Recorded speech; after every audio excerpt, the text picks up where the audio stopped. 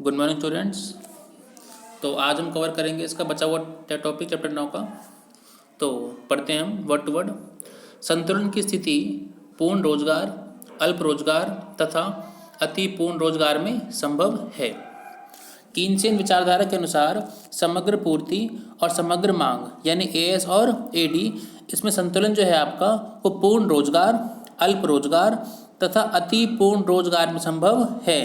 Keynes का यह विचार परंपरावादी विचारधारा के उल्टा है, विपरीत है, क्योंकि परंपरावादी अर्थशास्त्रियों के अनुसार समग्र पूर्ति और समग्र मांग में संतुलन केवल और केवल पूर्ण रोजगार के बिंदु पर ही होता है, हमने पढ़ा था। लेकिन कीनसेन क्या मानता है? कीनसेन ये मानता है कि आपका एएस और एडी संतुलन जो है वो पूर्ण रोजगार में, अल्प रोजगार में और अति पूर्ण रोजगार में संभव हो सकता है। अभी कैसे होगा उसको हम धीरे धीरे पढ़ते हैं। पहला पॉइंट है आपका पूर्ण रोजगार संतुलन। पूर्ण रोजगार संतुलन की स्थिति में एएस और एडी में समानता उस स्तर पर होती है जिस स्तर पर अर्थव्यवस्था में साधनों का पूर्ण रोजगार प्राप्त हो रहा है। यानी कि अगर आपको एएस और एडी में समानता करनी है, दोनों को इक्वल करना है और पूर्ण रोजगार संतुलन दिखाना है, तो आपको पूर्ण रोजगार स्थिति में ही इनको बराबर करना होगा अथवा उनका पूर्ण उपयोग हो रहा होता है। जैसे कि आप ग्राफ देख पा रहे होंगे, नीचे लिखा हुआ है इनकम, आउटपुट और एम्प्लॉयमेंट, तीनों एक ही बात होती है। और बाईं तरफ लिखा हुआ है एग्रीगेट, डिमांड, कंजम्पशन और इन्वेस्टमेंट। तो आप देख पा रहे हैं कि आपका एग्रीगेट सप्लाई जो है वो क्या जाता है कीनसेन के अकॉर्डिंग 45 डिग्री एंगल पर, इस तरह से, ठीक है बच्चों। लेकिन जब वह एल पॉइंट को प्राप्त कर लेगा, यानी कि एल पॉइंट क्या है आपका पूर्ण रोजगार, जब वो पूर्ण रोजगार को प्राप्त कर लेगा तो इससे फालतू तो प्रोडक्शन वो कर नहीं सकते।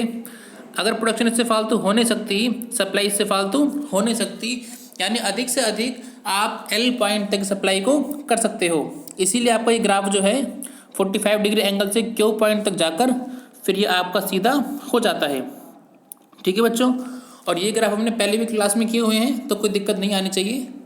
और आपका एग्रीगेट डिमांड का जो ग्राफ है वो आप लोग जानते हो कि हल्का सा ऊपर से जाता है, जीरो से ओरिजिन से कभी भी नहीं जाता, तो वो आपने ये खींचा एग्रीगेट डिमांड। जिस पॉइंट पर ये कटेंगे आपस में उसे बोलेंगे क्यू बिंदु या संतुलन की अवस्था, क्योंकि ये क्यू पॉइंट क्या शो कर रहा है कि एल पॉइंट पर कटे हैं ये एडीबी और एएसबी, और एल पॉइंट क्या है आपका पूर्ण रोजगार। नीचे देख पा रहे होंगे आयोजित उत्पादन और आयोजित व्यय, यानी जितनी मैंने प्रोडक्शन करी उतना ही खर्चा, इतने एग्रीगेट डिमांड भी हो रही है, ठीक है। उसे बोलते हैं OL, जो कि पूर्ण रोजगार के अनुरूप है। यहाँ पर एग्रीगेट सप्लाई जो है एक ऊर्ध्वाधर सरल रेखा बन जाती है, ठीक है, हम जानते हैं इसको, ठीक है। कीमत स्तर के संदर्भ में समग्र मांग वक्र जिसका ढलान ऊपर से नीचे की ओर होता है, और समग्र पूर्ति वक्र जो पूर्ण रोजगार तक पूर्णतया लोचदार वक्र और पूर्ण रोजगार के पश्चात ऊर्ध्वाधर सरल रेखा होती है, उसके द्वारा भी पूर्ण रोजगार संतुलन की स्थिति को प्रकट कर सकते हैं। यानी कि इसने बताया कि पूर्ण रोजगार में आप ऊपर वाले ग्राफ से भी दिखा सकते हो आप लोग एएसएडी से, और आप प्राइस के अकॉर्डिंग भी इसको दिखा सकते हो। आप लोग ये जानते होंगे, हमने क्लास में कवर किया था, अगर आप प्राइस के अकॉर्डिंग दिखाओगे तो आपका एग्रीगेट डिमांड ऊपर से नीचे की ओर आता है, ये बात आप जानते ही हो, है ना। प्राइस हाई होते हैं तो डिमांड कम होती है, प्राइस कम होता है तो डिमांड ज़्यादा होती है, नेगेटिव रिलेशन होता था प्राइस और डिमांड में, इसलिए ऊपर से नीचे की ओर आया। एग्रीगेट सप्लाई जो है वो आप जानते हो कि O से लेकर L तक ये क्या शो कर रहा है, O से लेकर L तक का ये पोर्शन क्या शो कर रहा है, L पॉइंट क्या है आपका पूर्ण रोजगार, और L से पहले क्या है, ये पोर्शन क्या है आपका, ये पोर्शन है आपका अल्प बेरोजगार। और आप लोग जानते थे कि अल्प बेरोजगार की स्थिति में कीन्स ने क्या बोला था कि प्राइस आपके सेम ही रहेंगे। आपको ध्यान होगा, हमने पिछले क्लास में भी कवर किया था, अगर अल्प बेरोजगार की स्थिति है, यानी अल्प रोजगार की स्थिति है, बेरोजगारी है बेसिकली, तो आपका प्राइस जो है वो कांस्टेंट ही रहेगा, इकोनॉमी प्राइस हाई चार्ज से नहीं कर सकती, ठीक है ना। प्राइस क्या रहेगा आपका कांस्टेंट, जब तक वो एल बिंदु को प्राप्त नहीं कर लेती। लेकिन अगर वो एल बिंदु को प्राप्त कर लेती है, यानी अर्थव्यवस्था में पूर्ण रोजगार हो जाता है, तो इसके पश्चात आपके प्राइस धीरे धीरे बढ़ने शुरू हो जाएंगे, है ना, क्योंकि उनकी आउटपुट बढ़ेगी, यानी आउटपुट एम्प्लॉयमेंट यानी रोजगार और आय बढ़ेगी, और आय बढ़ेगी तो प्रोडक्शन भी बढ़ेगी, तो सप्लाई भी इनकी बढ़ेगी। ठीक है बच्चों, तो हमने पिछली क्लास में कवर कर रखी वैसे ग्राफ ही, तो कोई दिक्कत नहीं आनी चाहिए। अगर आपको पिछले डाउट क्लियर होंगे सारे ग्राफ वगैरह तो कोई समस्या नहीं आएगी।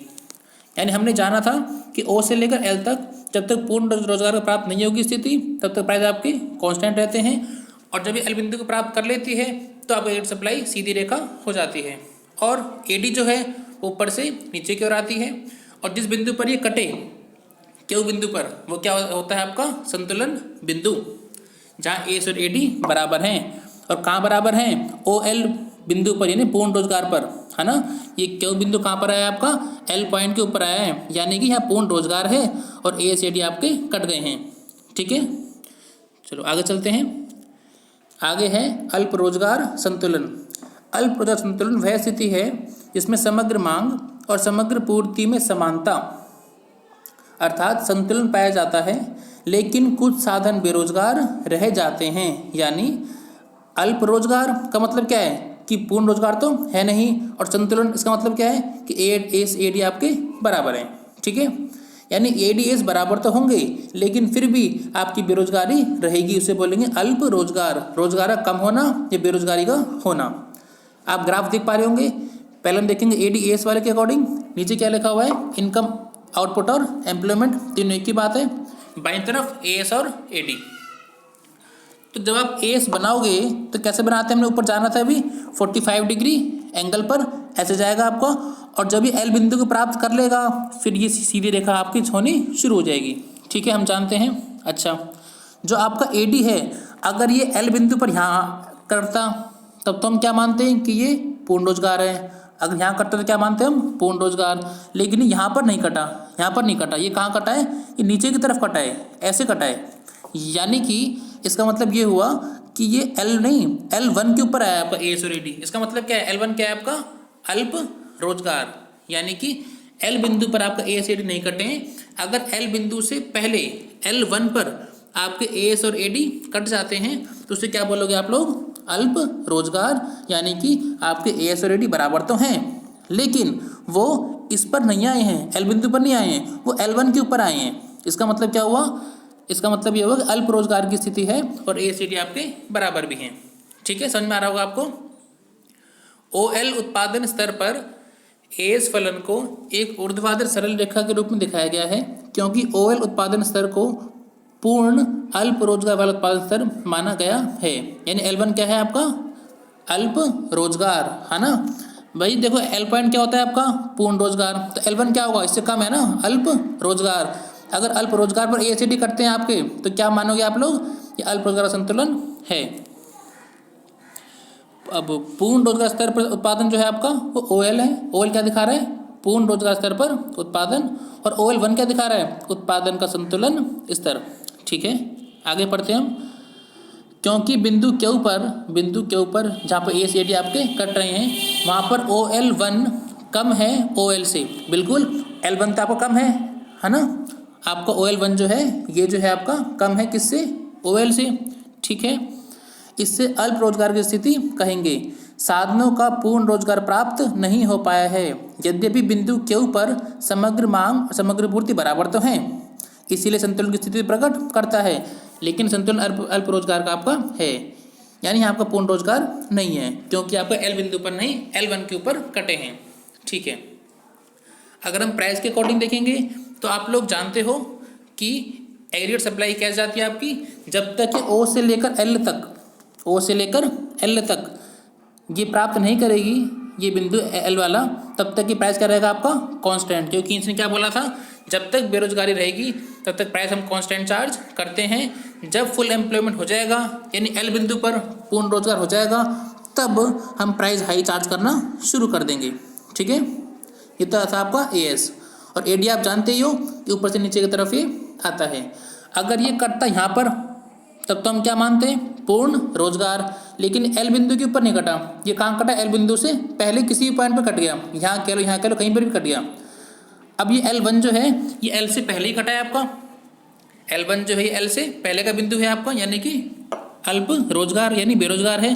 अब अगर यहाँ पर आपका कटा है AD आपका, ये आपकी AS है, ये आपकी AS है, और ये जो है आपका, ये आपकी AS है और ये आपका AD है। ये क्यू बिंदु जो क्या दिखा रहा है कि यहाँ पर AD और AS बराबर तो हैं, AD और AS बराबर तो हैं, लेकिन क्यू बिंदु कहाँ पर है आपका, L1 बिंदु के ऊपर, यानी कि अल्प रोजगार की स्थिति में। समझ पा रहे होंगे आप लोग, काफ़ी आसान है। और ये प्राइस के ग्राफ और AD/AS के ग्राफ हम पिछले चैप्टर में भी कर चुके हैं, पिछली क्लास में भी कर चुके हैं, तो आपको समझ आ रहे होंगे ये। अब हम 3 पॉइंट देखते हैं इसका। अति पूर्ण रोजगार संतुलन, यानी AS और AD में संतुलन जो है पूर्ण रोजगार की स्थिति से भी आगे संभव है। जैसे कि आप देख पा रहे हो कि AS, अगर मुझे प्राइस रिकॉर्डिंग निकालना है तो AS कैसे निकालोगे आप, प्राइस क्या रहेगा आपका, कांस्टेंट जब तक वो OL बिंदु तक नहीं पहुंच जाता, है ना, और जब L बिंदु तक पहुंच गया तो वो प्राइस क्या होगा आपका, बढ़ना शुरू हो जाएगा आपका। ठीक है बच्चों, ये क्या है आपका AS। अब AD जो है ना, AD क्यू बिंदु पर यहाँ वहाँ पर नहीं कटा आपका AD यहाँ पर नहीं कटा, वो यहाँ पर कटा है। ठीक है, ऐसा क्यों, और प्राइस आपका बढ़ भी गया है, ऐसा क्यों। नीचे पढ़ते हैं एक बार। पूर्ण रोजगार संतुलन स्तर, वो क्या है आपका क्यू क्या है आपका, पूर्ण रोजगार संतुलन स्तर। और अति पूर्ण रोजगार संतुलन स्तर, अति पूर्ण रोजगार वो क्या होगा आपका Q1। अब ऐसा क्यों है, स्पष्ट है कि उत्पादन OL से अधिक तो बढ़ नहीं सकता। बिल्कुल हम ये मानते हैं कि L जो है आपका वो अधिकतम सीमा है, क्योंकि यहाँ पूर्ण रोजगार है यहाँ पर, है ना, इससे फालतू से पूर्ण रोजगार हो नहीं सकता। रोजगार नहीं होगा तो प्रोडक्शन आपको हो नहीं सकती इससे फालतू। ठीक है, उत्पादन OL से अधिक बढ़ नहीं सकता, क्योंकि यह उत्पादन पूर्ण रोजगार के अनुरूप होता है। यदि बिंदु Q पूर्ण रोजगार को प्रकट करता है तो Q1 का क्या अर्थ है, क्या मतलब है इस Q1 का, क्या मतलब है, यह केवल ऊंचे कीमत स्तर OP से OP1 का संकेत करता है। यानी कि जब AD/AS से अधिक हो, जब AD/AS से अधिक हो, लोग डिमांड ज़्यादा कर रहे हैं और सप्लाई प्रोडक्शन इतनी हो नहीं पा रही। सप्लाई क्यों नहीं हो पा रही, क्योंकि पूर्ण रोजगार पहले से है, जो योग्य हैं, इच्छुक हैं, उन्हें काम मिल रहा है और वो अच्छी सैलरी पे काम कर रहे हैं। प्रोडक्शन इससे फालतू नहीं बढ़ा सकते, उसके बावजूद लोग डिमांड हाई कर रहे हैं। क्यों कर रहे हैं, उनकी इनकम अच्छी खासी है, मतलब तो डिमांड ज़्यादा कर रहे हैं वो। जब AD ज़्यादा है आपके AS से और AS पहले ही अपने पूर्ण रोजगार स्तर को प्राप्त कर चुका है, तब AD में वृद्धि के कारण रोजगार में वृद्धि तो हो नहीं सकती, पूर्ण रोजगार है, लेकिन कीमत स्तर का बढ़ना अनिवार्य हो जाता है। इसे मुद्रास्फीति या महंगाई की स्थिति कहते हैं। अब आप सोच सकते हो, जब आप डिमांड फालतू करोगे, चाहे वो पेट्रोल कह लो, चाहे वो गोल्ड कह लो, अगर आप डिमांड फालतू करोगे इसका मतलब क्या है भाई, प्रोडक्शन फालतू कर नहीं सकते हम लोग, प्रोडक्शन में पूर्ण रोजगार भी हो रहा है हमारा, डिमांड आप फालतू कर रहे हो, तो ऐसे में क्या करेंगे, हम प्राइस को हाई चार्ज करना शुरू कर देंगे, है ना, प्राइस हाई चार्ज करेंगे तभी आप संतुलन अवस्था आएगी, जो कि Q1 कहलाएगी। समझ पा रहे होंगे आप लोग। नीचे टेबल में लिखा हुआ है पूर्ण रोजगार संतुलन और अल्प रोजगार संतुलन में अंतर। पढ़ते हैं पहला वाला, पूर्ण रोजगार संतुलन। पूर्ण रोजगार संतुलन उस स्थिति को व्यक्त करता है जिसमें समग्र मांग और समग्र पूर्ति दोनों बराबर होते हैं और वे सभी जो काम करने के योग्य और काम करने के इच्छुक हैं उन्हें वर्तमान मजदूरी स्तर पर काम प्राप्त होता है। तो हम जानते हैं इसी को क्या बोलते हैं, पूर्ण रोजगार। अच्छा, अल्प रोजगार में क्या है, अल्प रोजगार संतुलन वह स्थिति है जिसमें AD और AS बराबर होते हैं, लेकिन वे सभी जो काम करने के योग्य और इच्छुक हैं उन्हें मजदूरी वर्तमान दर पर काम प्राप्त नहीं हो पा रहा किसी भी कारणवश। ठीक है, इसे क्या बोलते हैं, अल्प रोजगार। AD/AS बराबर तो हैं, लेकिन आपका जो काम करने के इच्छुक हैं उन्हें काम मिल नहीं पा रहा। ठीक है, सेकंड पॉइंट है पूर्ण रोजगार संतुलन एक स्थिर संतुलन है और वास्तविक उत्पादन अधिकतम बिंदु पर पहुंच जाता है। यानी पूर्ण रोजगार संतुलन पर की वो स्थिति होती है जहाँ पर आपका AD और AS दोनों बराबर हो जाते हैं। लेकिन इसमें क्या है, अल्प रोजगार संतुलन एक स्थिर संतुलन नहीं है और वास्तविक उत्पादन उच्चतम बिंदु पर नहीं पहुंच पाता। यानी अल्प रोजगार संतुलन एक स्थिर संतुलन आपका नहीं होता, क्योंकि आपका AD/AS बराबर तो होता है लेकिन वो अल्प रोजगार पर होता है और एक्चुअली आप अधिकतम वास्तविक उत्पादन उच्चतम बिंदु पर नहीं पहुंच पाता। कब पहुंचेगा? अगर पूर्ण रोजगार होता तो। अल्प रोजगार है तभी तो आप उत्पादन की अधिकतम सीमा तक नहीं पहुंच पा रहे। अगर पूर्ण रोजगार होता तो उत्पादन आप और भी अधिक कर पाते, और अल्प रोजगार में आप वास्तविक उत्पादन उच्चतम बिंदु पर पहुंच ही नहीं सकता। अल्प रोजगार में आप अधिकतम उत्पादन कर ही नहीं सकते। कब करोगे अधिकतम उत्पादन आपका? जब पूर्ण रोजगार आपका होगा।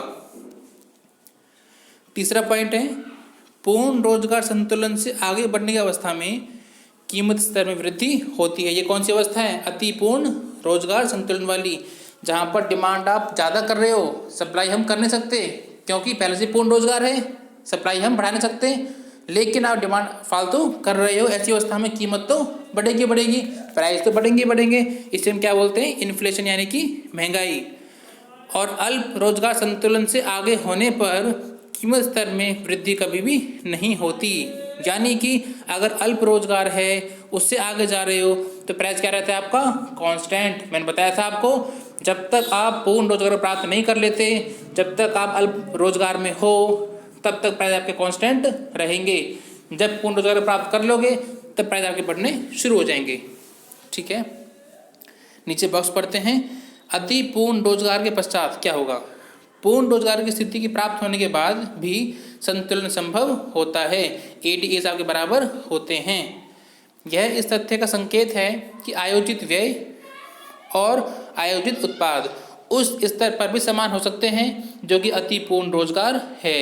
यानी कि आपने जितनी प्रोडक्शन करी, आयोजित उत्पाद, और जितना खर्चा वो एग्रीगेट डिमांड जो है वो मांग रहे हैं, तो आपको दोनों बराबर हो सकते हैं अति पूर्ण रोजगार पर भी। किंतु संतुलन की इस स्थिति में उत्पादन में कोई भी वृद्धि नहीं हो सकती। बिल्कुल नहीं होगी। क्यों नहीं होगी? क्योंकि पहले से अगर पूर्ण रोजगार आपका है। यानी कि पूर्ण रोजगार स्तर वाले उत्पादन पर मांग या व्यय का इतना अधिक दबाव पड़ता है कि कीमतों में वृद्धि आपकी होती ही होती है। अगर आप डिमांड अधिक करोगे, पूर्ण रोजगार पहले से है, इकोनॉमी क्या करेगी? प्राइस हाई करना शुरू कर देगी। ठीक है, आगे सवाल देखते हैं थोड़े से इसके। यहाँ पर आपको नेशनल इनकम दे रखी है, वाई सी दे रखा है और आई दे रखा है। आपको एडी और एस निकालने हैं। आप लोग जानते हो एडी कैसे निकालते हैं? सी और आई को जोड़कर, सी और आई को जोड़कर 25 प्लस 100 यानी कि 125, फिर 100 प्लस 100 यानी कि 200। ठीक है, ऐसे आप एडी बनाओगे। और एस क्या होती है आपकी? एस कह लो, आउटपुट कह लो या इनकम कह लो, एक ही बात होती है। इनकम क्या है आपकी? वाई 100, 200, 300, 400, 500, 600, ये वाली, ये क्या कहलाती है आपकी? Aggregate supply. ठीक है, और जिस बिंदु पर आपके बराबर होंगे, कौन से बराबर हैं ये? 500 पर आपके बराबर हैं, उससे क्या बोलोगे आप लोग? संतुलन की अवस्था। क्योंकि यहाँ पर आपका एडी 500 और एस भी 500 आपका है। ठीक है, एग्जाम्पल सेकंड जो है आपका, यहाँ पर भी सेम कहानी है। जो आपकी इनकम है वो क्या होती है आपकी? Aggregate supply. और एडी क्या होती है आपकी? सी और आई को जोड़कर आप पे सवाल करना। और जहाँ पर आपके एडीएस बराबर होंगे यानी 600 और 600, वहाँ पर आपका संतुलन स्तर जो है आय का होगा। ठीक है, अब थोड़ा सा नीचे पढ़ते हैं हम हल्का से। लास्ट टॉपिक क्या हुआ, इसे ख़त्म कर लेते हैं हम एक बार। तो बच्चों आज हम इतना ही कवर करते हैं, इससे अगले वीडियो चैप्टर ख़त्म कर देंगे हम। और एक पेज का चैप्टर बचे लास्ट में, कुछ है नहीं खास। अच्छा, यहाँ पर मैं इसीलिए रोक रहा हूँ, जो मैंने आज ग्राफ कराए हैं वो आपके 4 से 5-6 ग्राफ हैं आपके। उन ग्राफ की आपको प्रैक्टिस करनी है पहले अच्छे से। ठीक है, अपने आप प्रैक्टिस करनी है। पहले देख के करना, पहले समझ के, फिर बिना देखे करना, उनकी प्रैक्टिस करना ग्राफ की। और मुझे फीडबैक जरूर देना आप लोग फीडबैक बताया करो कि समझ में आ रहे हैं नहीं आ रहे, किस पॉइंट पर क्या डाउट है आपके, बताया करो मुझे, ताकि मैं डाउट आपके क्लियर कर सकूँ। ठीक है बच्चों, ग्राफ काफ़ी आसान है, हमने पहले भी करे हुए हैं। इस वीडियो को जो मैंने पढ़ाया है उसे मल्टीपल टाइम देखना, रिवाइज करना, तो समझ में आपको आ जाएंगे। ठीक है बच्चों, अच्छा इनकी प्रैक्टिस करना, सवालों की प्रैक्टिस करना। जो सवाल करें हमने ऊपर अभी 2 सवाल, उनकी प्रैक्टिस करना और ग्राफ की प्रैक्टिस करना। चैप्टर को रिवाइज करते रहो, इसको भी, पिछले वाले को भी, और सब कुछ ध्यान में रखो, रिवाइज करते रहो। और हम फिर अगली वीडियो में मिलेंगे इसके नेक्स्ट पेज के साथ और चैप्टर को ख़त्म कर देंगे। तो ठीक है बच्चों, रिवाइज करते रहना और मुझे फीडबैक देना कि समझ में आया है नहीं आया। तो ओके बच्चों, थैंक्स।